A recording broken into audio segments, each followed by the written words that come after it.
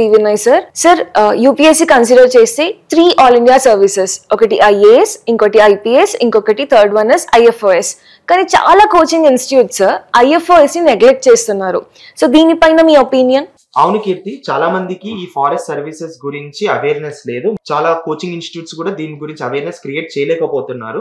First and foremost మనకు అర్థం చేసుకోవాల్సింది ఏంటి అంటే, ఎవరికైతే ఏ స్టూడెంట్ కి అయితే మీకు తెలుసు యూపీఎస్సీ లో graduation is the basic degree eligibility criteria అది. సో ఫారెస్ట్ సర్వీసెస్ రాయాలి, ఫారెస్ట్ సర్వీసెస్ ఎగ్జామ్ రాయాలి అంటే మినిమం ఎలిజిబిలిటీ ఏంటి అంటే student should have a 4 years graduation degree. So ఎవరైతే 4 years గ్రాడ్యుయేషన్ డిగ్రీ చేస్తారో so they can write forest services. So చాలా మందికి ఇది తెలియదు.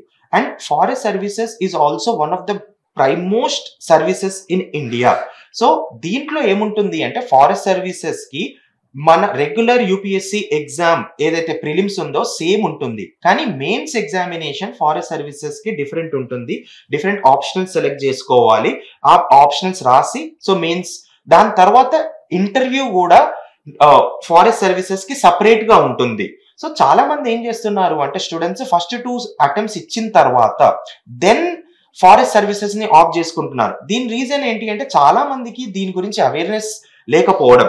చాలా మంది నా స్టూడెంట్స్ కూడా ఈ ప్రిలిమ్స్ రాసిన తర్వాత ఫారెస్ట్ సర్వీసెస్ క్లియర్ అయినాక సో మనం ఎలా చూసుకుంటాం అంటే కొంచెం డేటా ప్రకారం ఏం చూస్తాము అంటే ఫారెస్ట్ సర్వీసెస్ క్వాలిఫై అయ్యే స్టూడెంట్స్ ప్రిలిమ్స్ లో ఎక్కువ మార్క్స్ వచ్చిన వాళ్ళే క్వాలిఫై అవుతున్నారు. సో అలా క్వాలిఫై అయిన స్టూడెంట్స్ దాని తర్వాత వచ్చి అప్పుడు ప్రిపరేషన్ స్టార్ట్ చేస్తున్నారు. So I request students who want to build a career in forest services, so ముందు నుంచి అవేర్ ఉండి సో దాని అకార్డింగ్ గా ప్రిపరేషన్ ప్లాన్ చేయండి.